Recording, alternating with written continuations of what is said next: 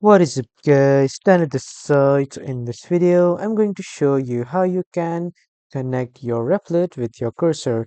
So first you need to head over to the Windows search and then you need to open the terminal, and after opening the terminal you need to enter a command which is ssh-keygen,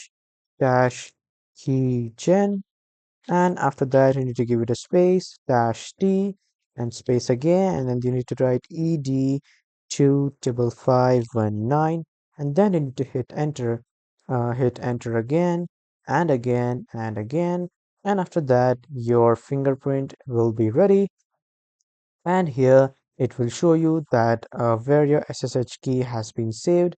So just simply copy this URL. As you can see, this is the URL. Just simply copy it and then paste it in the file explorer.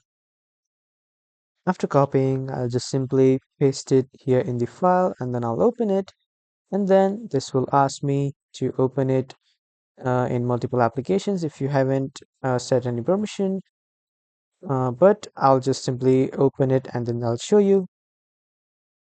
So I have just simply opened this location here in my file explorer and I have copied my SSH key. Now I'll head over to my Replit. After heading over to my Replit, I'll just open my recent project, which is my HTML temp. And after opening the recent project, here at the top, you will see the search bar. Click on this and then search for SSH. Click on this SSH, and after that, a new SSH window will open wherein you will see the option to connect to your cursor.